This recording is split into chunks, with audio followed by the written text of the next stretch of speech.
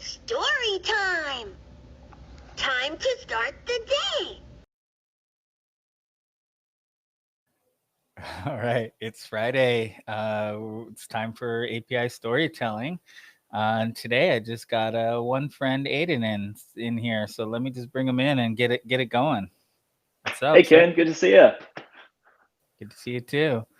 I was super excited about the audio on the intro because it's so energetic, and it was always too low to hear before. So it pumps me up now to jump in. So. Yeah, I was looking at getting the API storytelling tattoo, but they said it was too complicated. So I'm gonna have to sit on that for a little while. I'm actually gonna do another round of work on our imagery because I hate the logo, and as much as I love Julia's little diagram, I think we can find something newer and interesting. So we'll see if I get some energy this weekend or upcoming. So what's top of mind for you this week? What have you been doing? I think similar stuff to you. We stepped back and we've been sort of rereading all of our old interviews from sort of all the customer interviews we've ever done with Optic and thinking about some of the design first workflows we want to enable. So I was all week basically away from my computer, either in calls talking to people or designing some workflows and just thinking through like these age old problems with fresh eyes, which is pretty cool.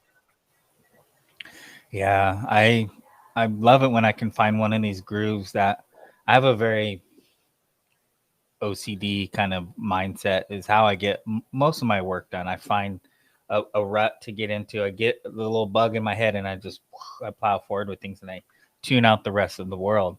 And this has been my secret to success for most of my career. It's also the secret to my last divorce and other things, in my life because I just put on these blinders. But when you're a manager and when you're doing, this, when you're a boss, you got other things like you can't always get into that mindset. You got to be dealing with a lot of different things and working. And so when I get there again, I really like it because it's a really comfortable place for me to be. And the API lifecycle this week was one of those places. And it was one of those where I was like, once I caught the bug on like Tuesday, like I had to see it through to get to a certain point in my head where I could actually um, feel like, okay, I can see the constellation of the API lifecycle and like what it means, and the as my last post articulated, the dimensions of it. Because for me, like what this has been ongoing. I mean, it's been ongoing for a decade, but what is the API lifecycle? And that was kind of the catalyst this week, was revisiting an older post I did in March where I asked 13 separate people who are all doing APIs professionally and know APIs well, what is their API lifecycle? And it's fascinating how people respond and how people see what the API lifecycle is. Even myself, like I still am constantly amazed at how I see it and don't see it. And so it's fascinating. It's a fascinating thing to think about and talk about. So when you went back and reread your post from March, what was like one or two things that stood out to you, like the strongest or were most surprising? Um, I mean, one was the lack of mentioning of version control and change management. There was one that said Huh. versioning. They're out of the 13. Really that people see the tangibles or tangible elements like documentation. That's a stop along the API lifecycle. And so the fact that I would put change management and semantic versioning as the number one one, and I didn't actually in mine either. So I have to, I had my own definition at long, and so that is surprising, and I would say that's kind of the one of the underlying pushes behind my work is this week was um, people complaining in an open API spec. It's got version Hmm. 101, and that's an island. Like Yeah. there's no. Well, I want to look at last version. I want to, what's coming up next. Hey, take me to the current. Is this the current? Like that fun. And so that missing from those 13 interviews, I think that's the life in the life cycle, to a certain degree. I don't know, it's so, yeah, that was surprising. Yeah, it's interesting because I've a lot of similar ways people talk about the problems they have with the current workflows, which is like motivated that video about what specs can maybe be that I did a couple weeks ago, and also a lot of what we do at Optic. And I think, people look at the documentation and they say like, this is broken, it's not correct anymore. But the reason it's not correct, or that particular problem that they're attributing to that part of the life cycle, is actually because the change management part didn't work well. And you can, I think, blend that out to environments and reports and knowing what's in what environment, and notifications and all these other things people talk about wanting. I think change is like that moment when those things can either start working better or start working worse. And we see the actual stage as a part that's not maybe working for us, but it's all about the changes around it. And I think we're kind of zoomed in almost too much sometimes. Yeah. Yeah. And we can't, so we're like talking about a process, but we can't see the process. Mm-hmm. But we think some of us think we're seeing it. Some of us aren't seeing it at all and don't think about it. And some of us, I think, would like to see it and know it's there. But like, and that's the part that I struggled with, is I'm supposedly an expert on the API lifecycle and I can't see it. Like I consistently can't see it, and consistently talk inconsistently about it and what it is and what's next and what you should be doing. And so like that was kind of unnerving for me. Like it's just, I can only live with that for so long, where I'm like, oh man, I gotta nail this down. And I would say the 3 dimensions that I kind of started or laid the foundation for my last post this morning or last night, or I can't remember, but was, so the first part is the versioning. So what's the next, the current, what's the semantic versioning of this? The second was the environment, like what environments are available to me? Is there a mock, a production, a development, staging? And then there was maturity. Is this just in design? Is this an active API? Because like that one right there trips me up the most, and causes a lot of discomfort in conversations. Like someone comes to me and goes, what's the API lifecycle? What should I be doing? And I go, well, it should be designed first. You should have an open API spec. You should be mocking it and documenting it. And in reality, I should ask them, like, is this an existing API? Are you even iterating upon it and doing anything new with it? Or is the plan to just, well, it's an existing API. We need it to be on some sort of life cycle. Let's document it. Let's set up some tests and let's monitor, what's going on. And design's not even in the equation. So why would I start blurting out things about API first and design in that kind of conversation? And so that's just one example, though. Yeah, I mean, people come in with so many different use cases, and like sometimes, like one of the really interesting ones that keeps coming up for us when we're adding governance features, which Stephen Meisel's been working on with us for a while, is the fact that people don't actually want the governance features to tell them if their entire API follows the guidelines, but if their current changes and future changes do.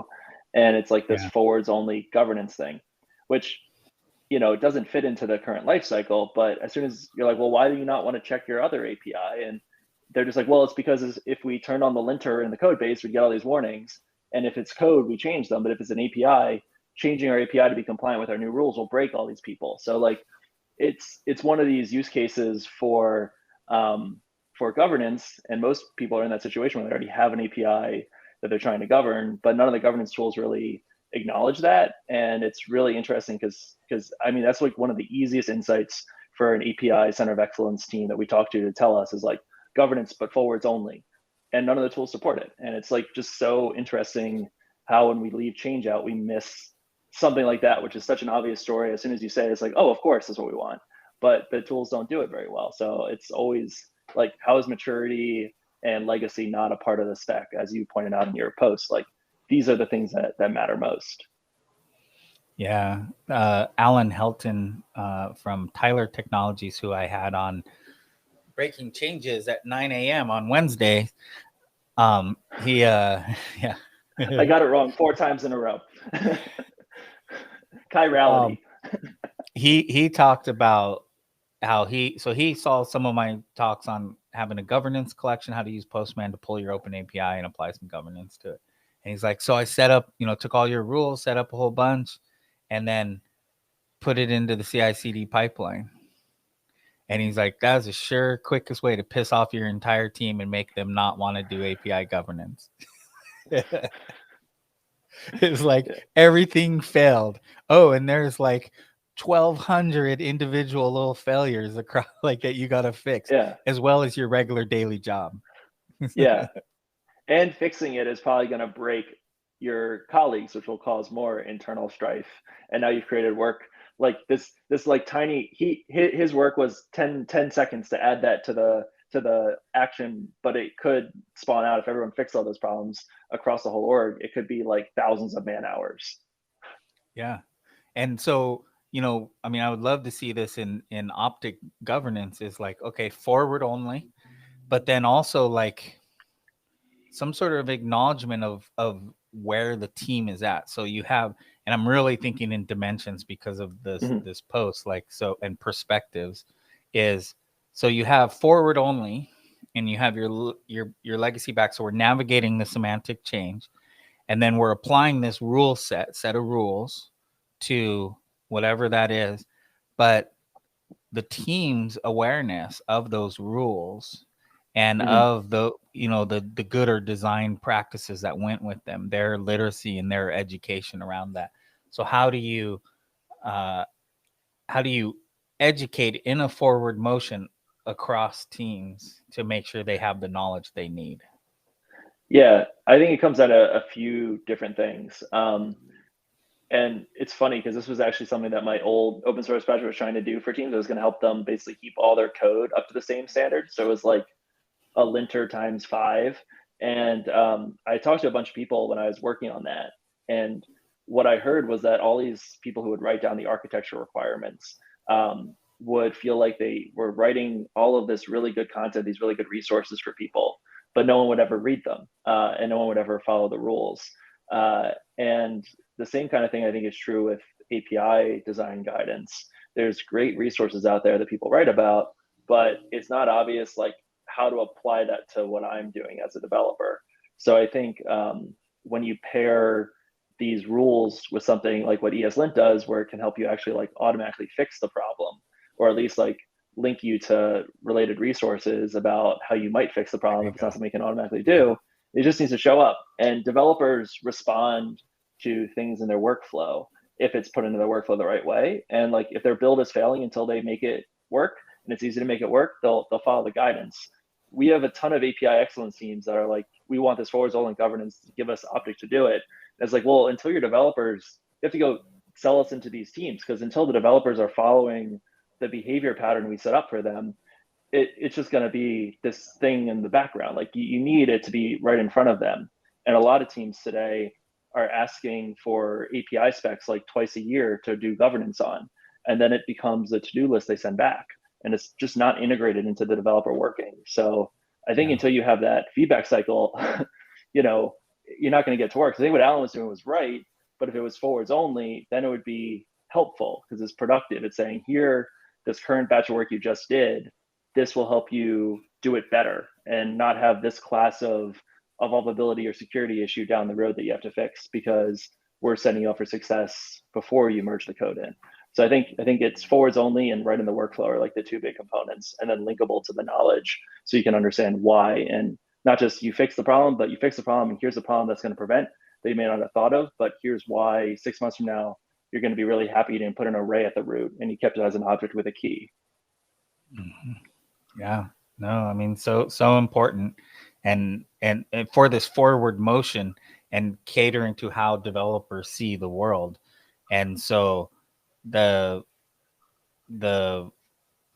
had a point and I lost it. Hate it when that happens.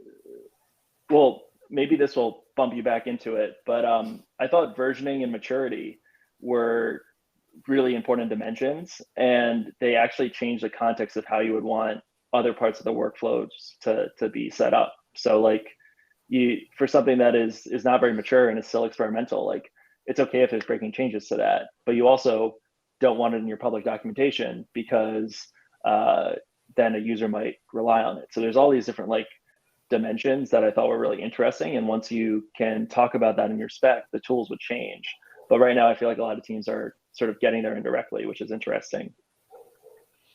Yeah, and I don't think a lot of folks have, and I don't think we've done this much. I think occasionally I've popped open where I've shared a screen, but I'm going to share my screen here. Is the, and hopefully that doesn't look as bent on the screen as it does on mine. But anyways, the 4 critical dimensions that I want. So this is this is meant to be an extension extending the Open API. So right above this in the info block of Open API specification is version, semantic version. So it's like version 1.01. And then all this is meant to do is extend that by adding just those basic capabilities that I talked about to say, hey, here's the next one, and this should be a ref to the next one, the previous one, and the current one to get you navigating. And then here's what I talked about: environments, development, staging, or production.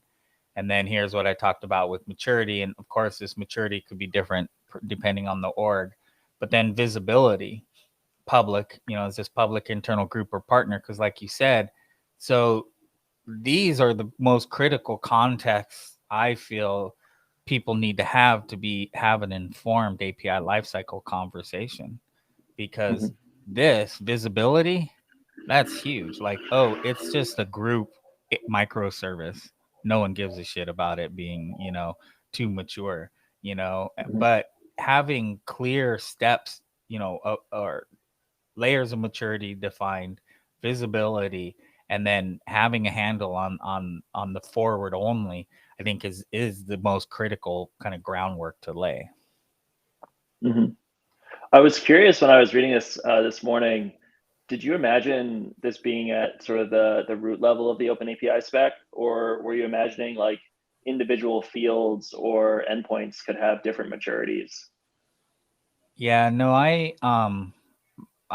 my actual belief in this should not be in the Open API spec, but I'm, constantly adjusting what I do and how I see things to the audience to onboard them, because I've been spending the last 8 years peddling a version of this same thing in an API's JSON format. And, this was the purpose of API's JSON. See if I can actually type it. This is the purpose of API's JSON, was to define this as a spec and provide this, which some people use. I mean, there's adoption, but no one uses it to this scale, and not very many people want another spec, me included. And so the primary reason I'm doing this as an Open API spec is to narrow the scope, because I want to insulate it from asynchronous, event-driven lifecycle API things. And I want to narrow that's a whole, because I was just say that's a whole other thing, because an event-driven API you'd evolve differently than a REST API too. So that's a whole other context we even get into. Yeah. So I was trying to, again, another dimension. I'm just trying to rein things in, because even the super smart people I have this conversation with, it quickly flies off the rails every time. And I want to ground it in this case, an Open API extension, because being able to just anchor it to an actual machine readable definition is, I think, helpful. I still don't know, and I kind of talk about that at the bottom, like what is this used for? And I'm not entirely sure, but I want tools to be able to guide people, to educate people, to demonstrate, help us manage, automate, and govern is what I'm envisioning. And, at the very least, I started with this is see, where do I have this? I have to go to a. What'd you drop? I dropped my keyboard. Oh man, I dented this thing. I didn't know it could dent. Nice work. I have to go to a Postman workspace for this one, but oh, there it was. So like where I'm actually working on this is right here in a workspace.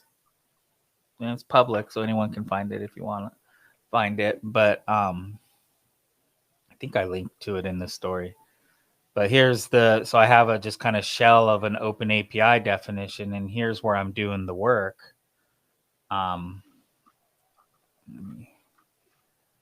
So here's what I talked about is this is just an extension, and here's the open API version. Let's put it down here closer.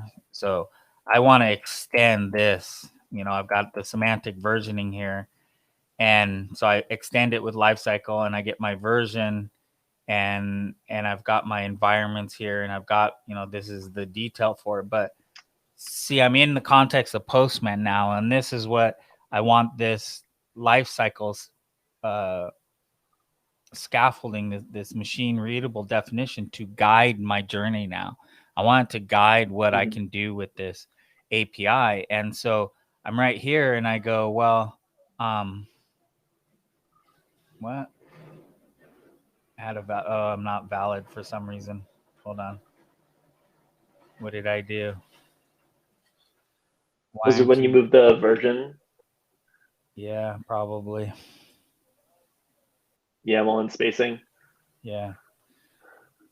Oh, maybe not. No, it didn't do there's it. There's a yellow error on the bottom right. Near the scroll bar. Is that I can't see it on the screen. Oh, okay, so it's invalid YAML. Yeah, I couldn't see it because my thing was not. Why is it invalid YAML? Anyways, it looks like if we scroll down to that yellow dot, it would tell us. I don't see a yellow dot. Whoa, right there. No? Yeah. It should just navigate me there. Why won't? Where do you see a yellow dot? It was a little higher. It's gonna be hard if. Yeah, I don't see it. I know it's there, but I'm not seeing it for some reason on my screen. What did you want to do with the generate button? I can hit generate, and it gives me the ability to generate mocks, and do different things with this. And I want the language on that button to be contextual to these states, so these, whether it's active or whether it's design, I want, this is just going to be internal. So I want the context of my buttons and actions around this open API to trigger off of that. What's available to me to do based upon the context that I've set in the base of these dimensions. That's where I'm at right now. Yeah, and I asked about the field level stuff because I wanted to build for a long time. I never had time to. Someone should just take this idea and do it, but build a new kind of mocking that would understand the life cycle. So you could say, I want to generate this mock for this endpoint, and there's this field that I just added, and forward it to my real API, have the response come back, and then if that field isn't from my real API, add that, or take my current traffic and turn it into my sort of current traffic plus the changes I'm planning to make. So mock sort of to extend my current responses, and that way you don't have to encode all the weird logic into your mock to make it work the way you expect. You just get to get these other layers on top of it, and sort of so show me my API response, add layer, which is how it'll look in a week or how it'll look in this version, and transform it. And there's all these kinds of things that I think would be really useful for people working on these tools, that context about history and evolution, and sort of not just what's behind you, but what's coming next, like that changelog spec, but with the future as well. That to me is super exciting about this idea, is you can start to layer in future into past into current, and the tools sort of adapt to what you're doing. Yeah. And that, I would say, reflects a lot of what I saw in people's definition of the API lifecycle. Was it was fix, iterate, change, and make those incremental changes. But we're going to have to reduce the friction that's involved with each incremental change. To be able to just add a property to an existing API, have it designed first, it adds that property to the open API, it adds it to the mock, and then you can populate it with a bunch of data, set up your tests, and make sure it does everything that you expect, and then just go, well, now I want that in the production. I want 1.1 in production with the data and everything that and the tests, and making that API ops, kind of flow frictionless, so I don't have to worry about noise outside. So I don't have to worry about, I can just worry about the property that I want to add and the data that supports that. I don't have to worry about all the other baggage of that release, to go with that forward motion. Yeah, almost like I feel like Mike has talked about this in the past, where he wants like gateways to be smart enough to help with these kinds of things, or at least him and I have had private conversations about that. Like, it'd be really cool if you could, if that field could just be built and then it's just there, but the gateway doesn't show it until you've published it in Open API too, or something else. Like, Yeah. APIs are not the code; they're like this thing outside of it. And I feel like all of the problems in the API lifecycle is because it's this runtime artifact that kind of is loosely defined, and then the code is this concrete thing that makes it happen. And we're always just like chasing our tails forward or backwards or up or down, and it's like that's the root of why this is all complicated. Yeah, and that's why I got, in the post yesterday that got me to today was very much trying to figure out those and bridge those, because that's the purpose of this diagram. Was, here's my capabilities that I have in Postman, and how do I then do that forward motion? That's what I was trying to get to, and right now it's doable, but there's a lot of that how to draw an owl, kind of meme, where it's like, well, you just do it, you just do it and it's done. Is, this open API, this is an actual one that I use to demo quite often, and it's for my restaurants. So here I have an open API, and I can edit it. And when I make changes to this, if I did what I said and added a property, I don't have a properties property on. Okay, so say I added another property here.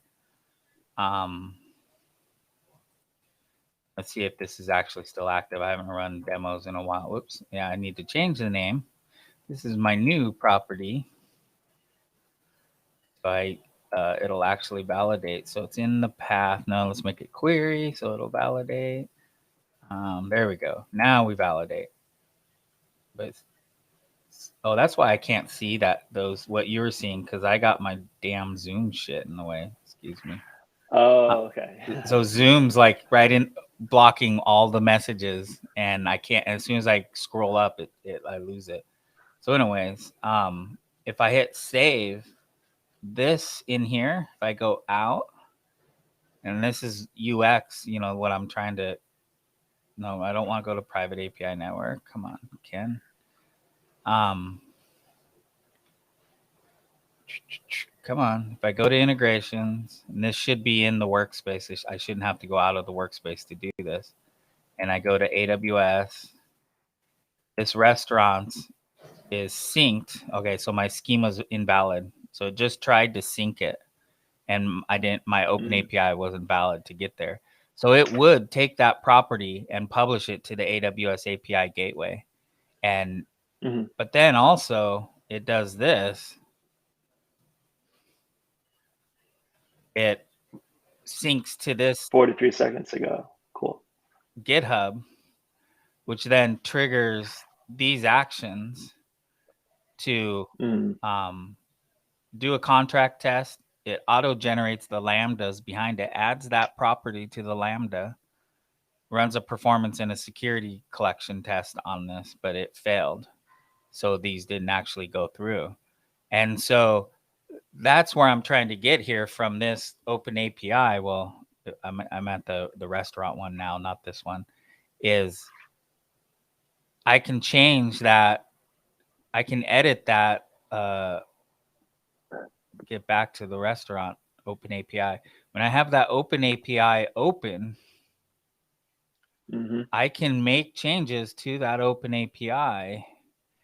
And when I'm sitting here, and if I had that API lifecycle context in here, which I don't, so it would sit right here.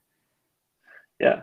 That's where I'm trying to get is so this is synced to the gateway. This is synced to GitHub repo, which triggers an action, which runs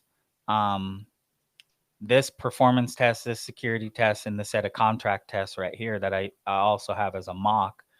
And so I want to be able to steer that further steer that context and lifecycle from right here in the open API contract. And so any changes that I make, it knows I'm making it on a draft or design version, which then in the gateway, it doesn't go to the production stage. It goes to the design stage, which is a different set. And then I don't have the GitHub. I should be able to then update, only the dev lambdas, not the production lambdas, and so I need that lifecycle separation to be able to get there, but I don't have that context right here to do that. Does that make sense? Oh, definitely. I mean, I've done so many interviews with people over the last couple of months about this kind of problem too. And yeah, like if you have like we made a change in there and it didn't validate. So that version could only have been the design version because it never made it to production. So I feel like there's like another level of checks too, which might even be more logical for people, which is like I can't even publish this thing until I'm able to show that what I would be putting in production is valid against my spec and that the implementation matches. And like that's this thing you're sort of trying to look at before it goes to production. So I feel like the specs are good tools, but they make it really hard to figure out like what is where. And one other problem is like, is this thing designed? Like if that was generating your docs on your collection, is that what is designed or is that what is deployed? And like it's so obvious that that's the thing that we need. I just don't know exactly how to make all the tools and specs suddenly support it. Yeah, no, it's fascinating to think about. And it's definitely like, I mean, how I prescribe to people, like, do this ahead of time, do API design first, fix these problems, have this knowledge, and go forth and build good APIs that aren't going to break. And because you have this amazing process. And then I've got all these customers who are, the same as your customers. And I'm just trying to stay afloat in my daily job, and I'm getting all of these requests, hitting us, and we're trying to move this forward. But and I just started this job, and the guy who ran the API for the last 5 years is gone, and I'm now doing this, and so I'm responsible for all this legacy. But then I've got all these new app, parameters and headers and things and endpoints I got to put in, and so it's like I can't, so it's like I can't stop that to do design first in that, but we're going to try moving forward with just this small set or this other set of APIs. And then optics coming in going, okay, well, we'll just gather everything that's going on, at the proxy or at the gateway or whatever. We'll stitch together. Here's your current snapshot, right? Is that correct? Is that the current snapshot or version you're looking at right now?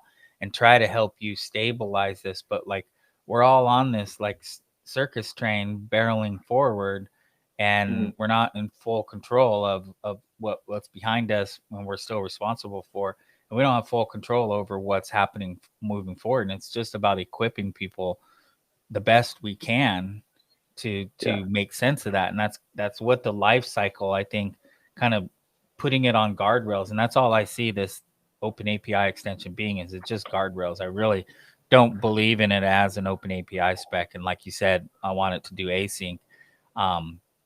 But I don't think it should actually live in the specs. I think it should just be a reference, because it's also got to be I got to figure out, how do you fit it in?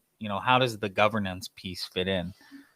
How does that strategy piece that guides this? So this extension exists for 1,000 separate microservices and APIs. There's an instance of it, but you need that overall strategy and governance version of it to create those guardrails. Otherwise, you're still going to be pissing people off. So, yeah. Do you want to hear the strategy that we came up with over the last couple of weeks of trying to synthesize this?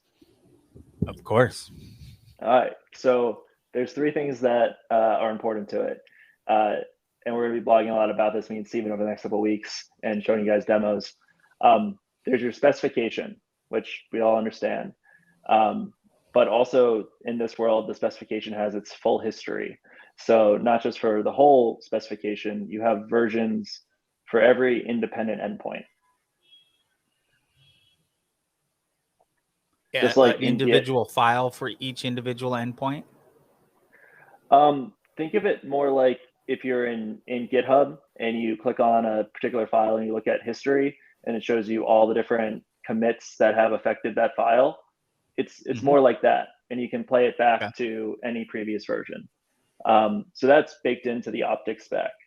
We also have this new notion, which is how we're going to be accommodating design first, called proposals. And proposals are exactly what they sound like. It's sort of like a suggestion in the corner of Google Drive. And if you click approve, then there's a new version of that endpoint or those endpoints that have been updated.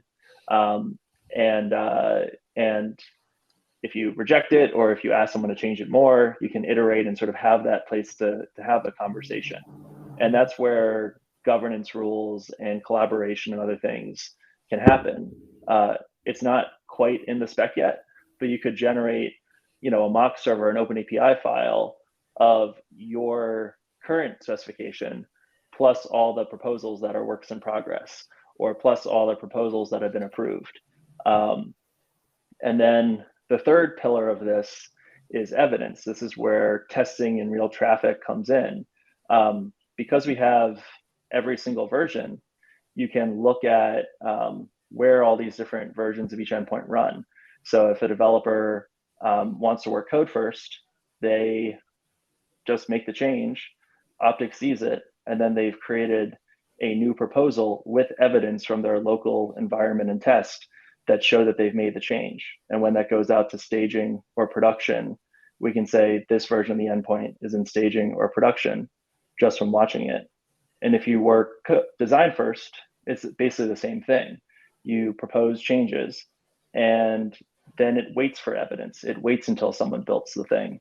So it's proposal, evidence, and then it tracks where those things are being used.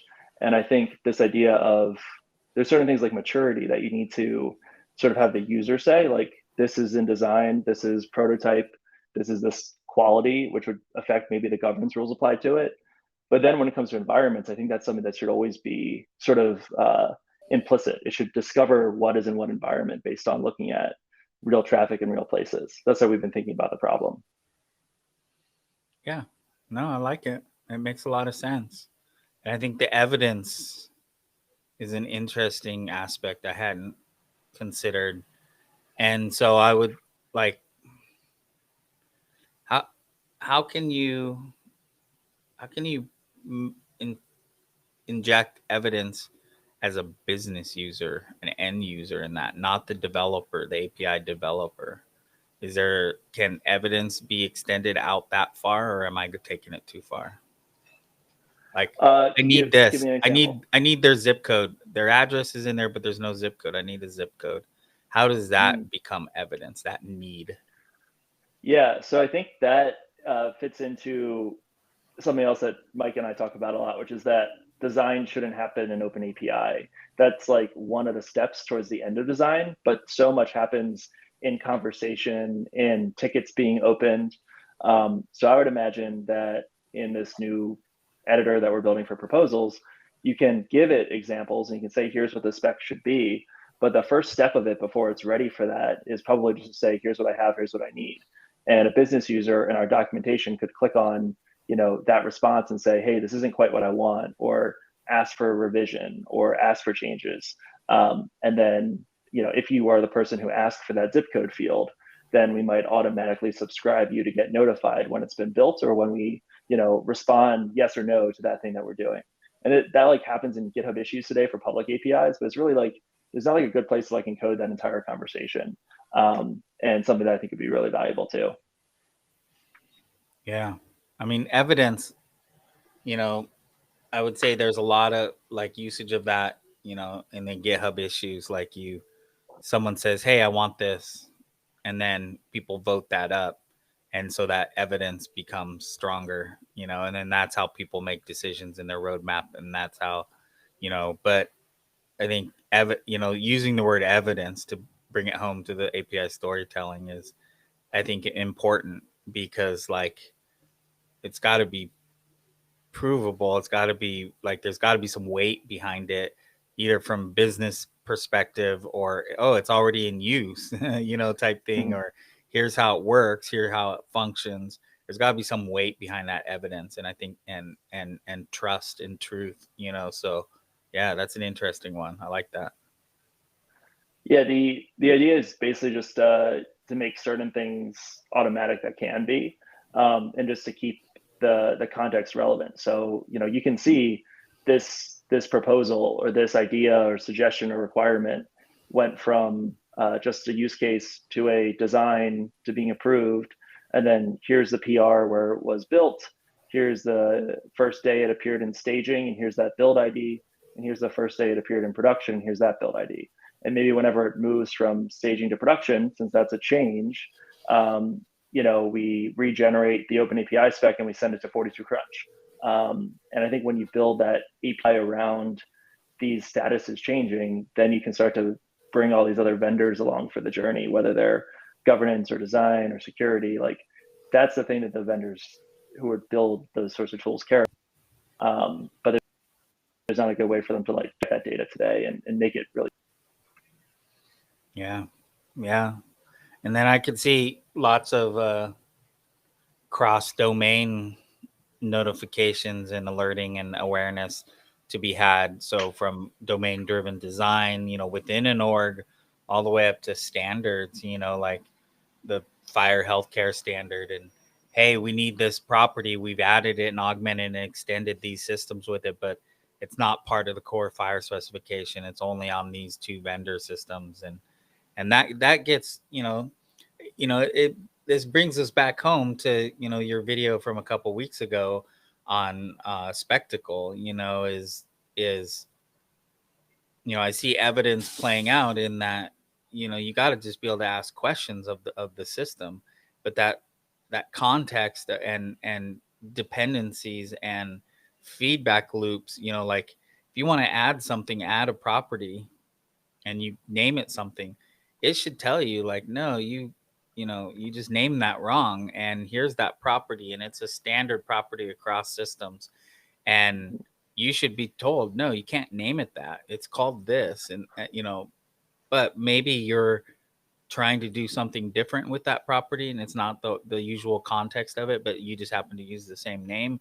And you're like, no, I need it to be called, it's different. So let's call it this. And then as soon as you add that new property, like 5 people get notified on the standards for whatever that object or whatever that, is. And they're like, oh, now we've got to consider this property. And then there's a feedback loop around at that level. And so I could definitely see like, and different vendors could come and ask different questions. And once, a customer's asked for something, 4 or 5 vendors had said, yeah, let's add that. They've added it to theirs, but it's not in the core spec. Then the spec guy people, can just be like, yes, all right, we've got 30 customers across, 4 different vendors, and the vendors support it. Like, this property means something.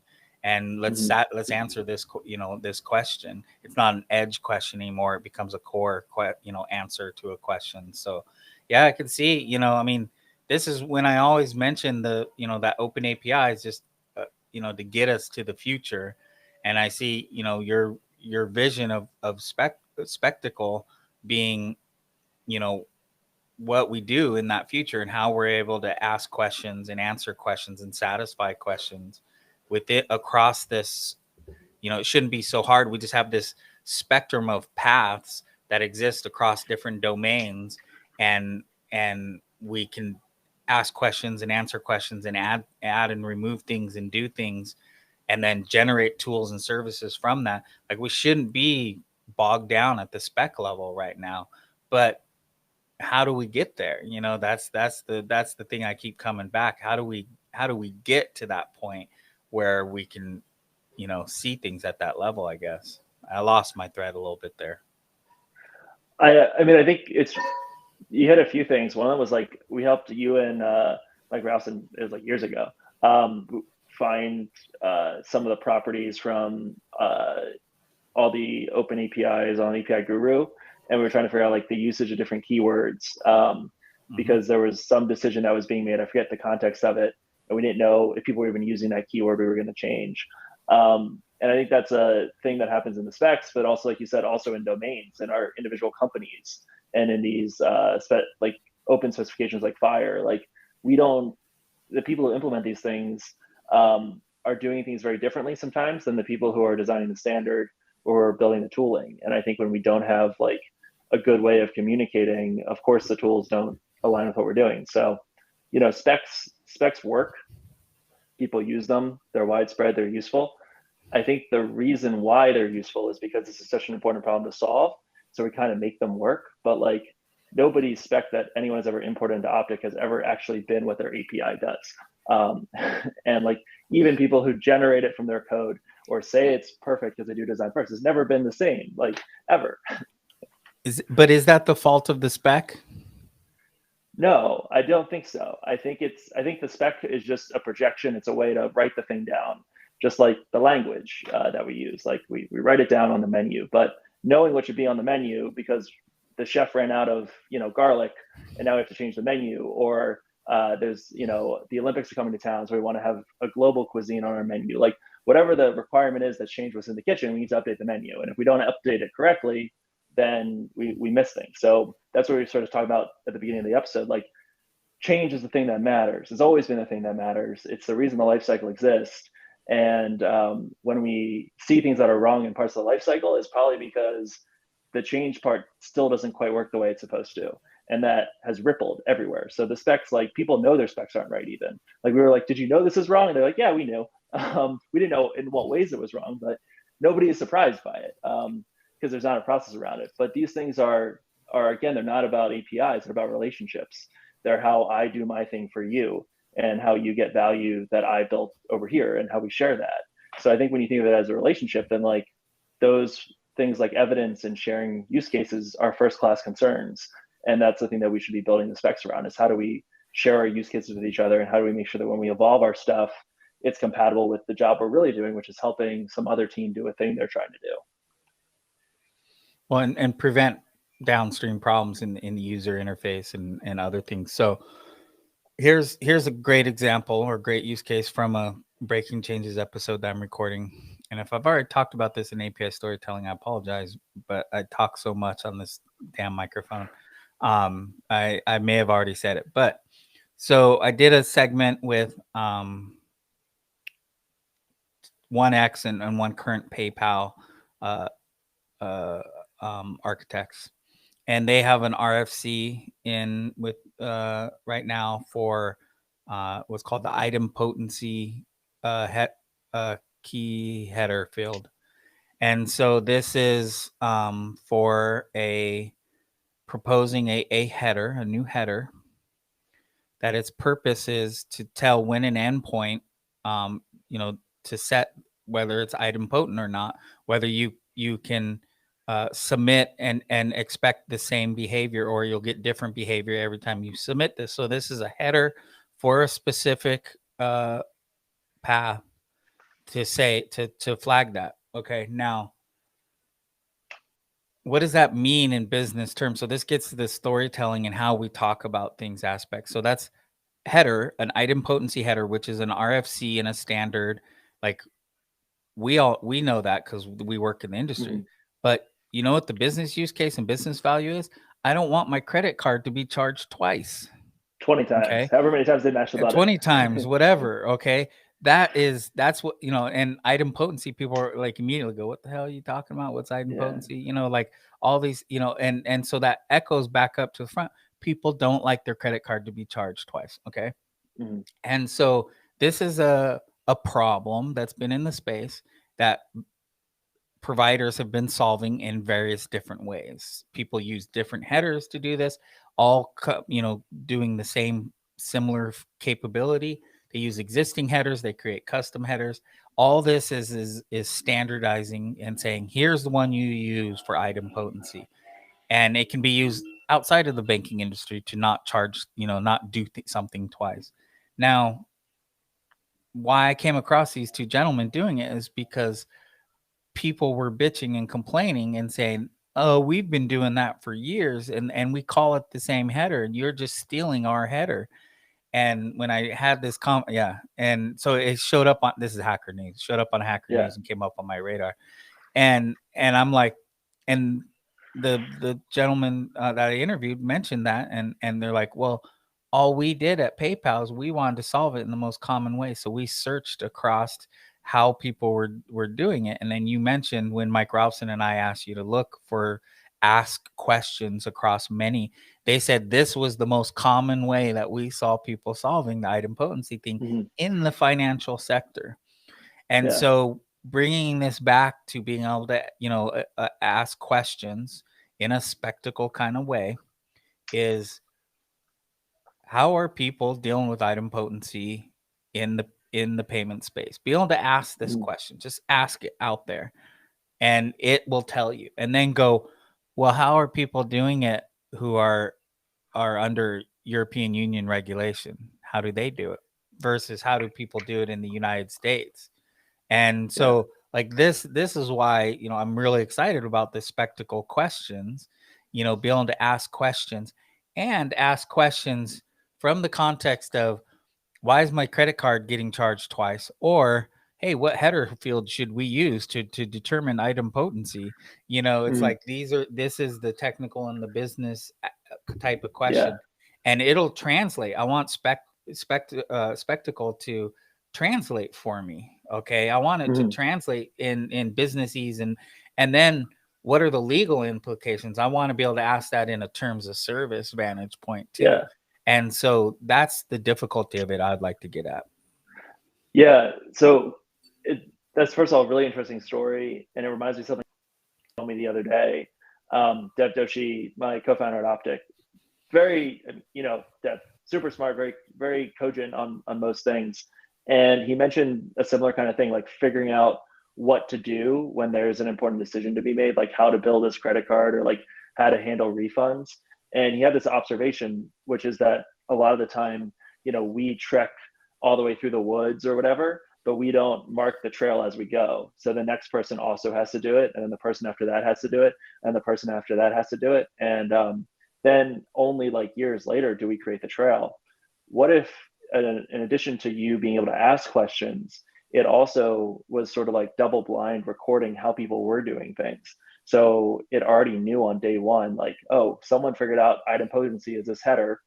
And then it's not something that they both sort of co-invent over 5 years. It's like the next person that goes to build a credit card endpoint, it's like, here's the last 5 people who did that. Here's the most popular trend was this. People chose it because of this reason, and you should do this too. So from the beginning, we're also, as one person figures this out, we're always marking the trail behind us, so the knowledge doesn't have to be found by people like you, like years later, and then shared out as the standard. Like, why aren't all these individual tiny geniuses able to automatically have their moment of insight shared back into the bigger community? And that's what I hope sort of this brain is like. The wiki is filling itself out as we go.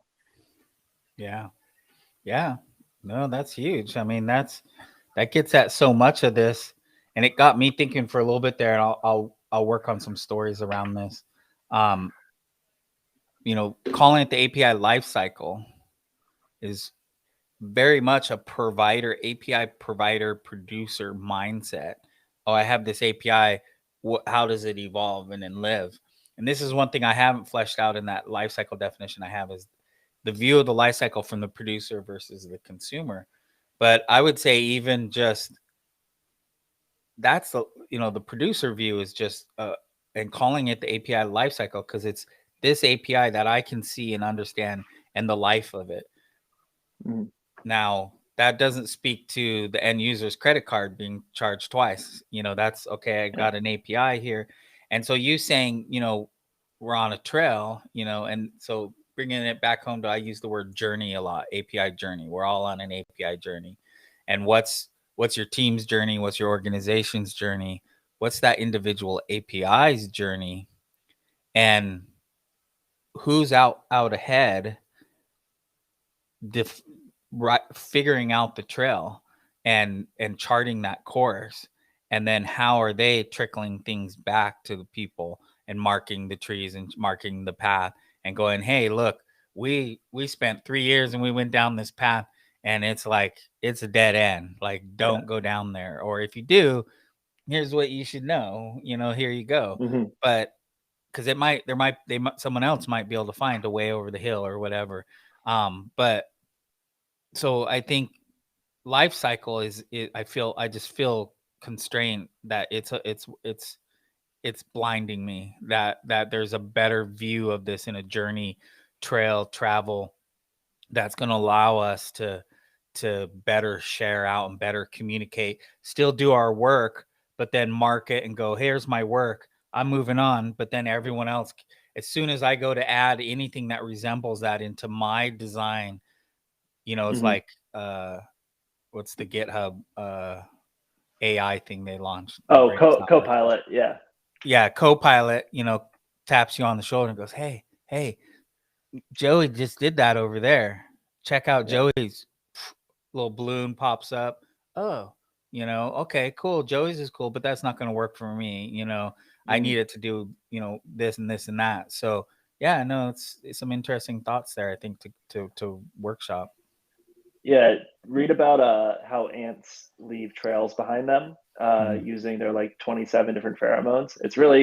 There's some really interesting like nature metaphors for this too. But as I've said, I think maybe every episode, APIs aren't about the technology or the producers or even the consumers. It's about the relationship between the two. And I think if we write this down and we think about it as sort of the API relationship, or how teams are doing things for each other with technology, which is a much less sexy name for it. But we need to figure out what that word is. And then if you map it as not design as the first thing, but use case or business requirement, and then you can show how all these things around, like the output of design shouldn't be open API, it should be open API and justification for why this is allowing us to meet the business requirement. And then also maybe that little bit of evidence or trail marking or pheromone that says, hey, if you're going to walk down this road, here's what we figured out. Maybe you won't run into it too. Yeah.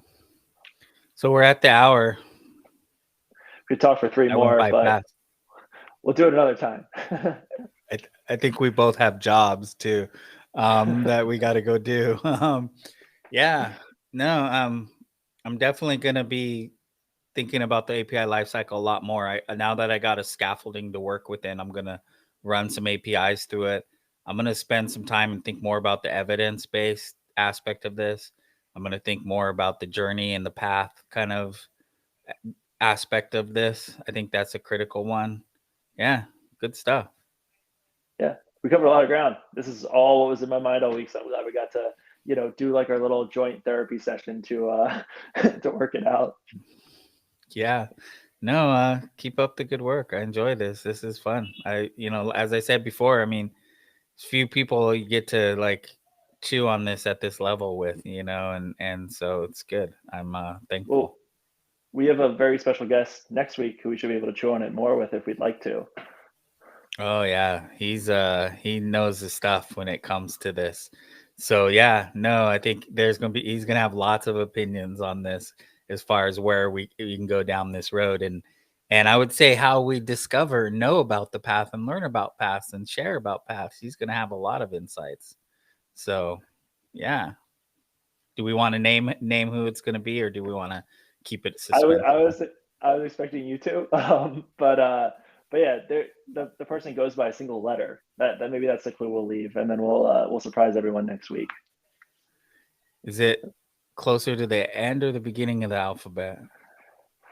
It's asymptotally closer to the end than the beginning. Okay.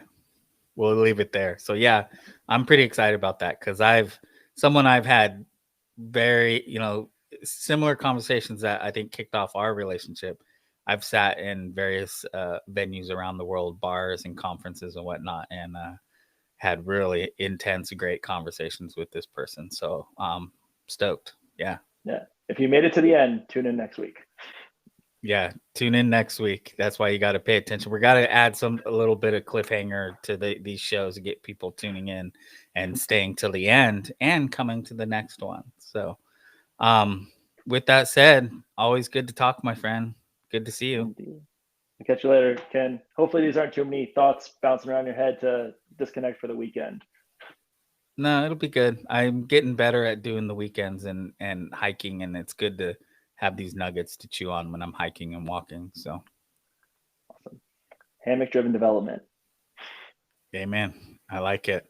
All righty. Enjoy your weekend, Aidan. We'll catch you next week. I'll see you, Ken. Bye. Cheers.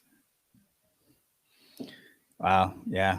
Gotta love that stuff. That scope of stuff keeps me happy. Keeps me, this is why I do what I do. So appreciate Aidan. Hope Mike's having a good rest and relaxation and not getting online. And yeah, we'll see y'all next week. We got an exciting guest. Until then.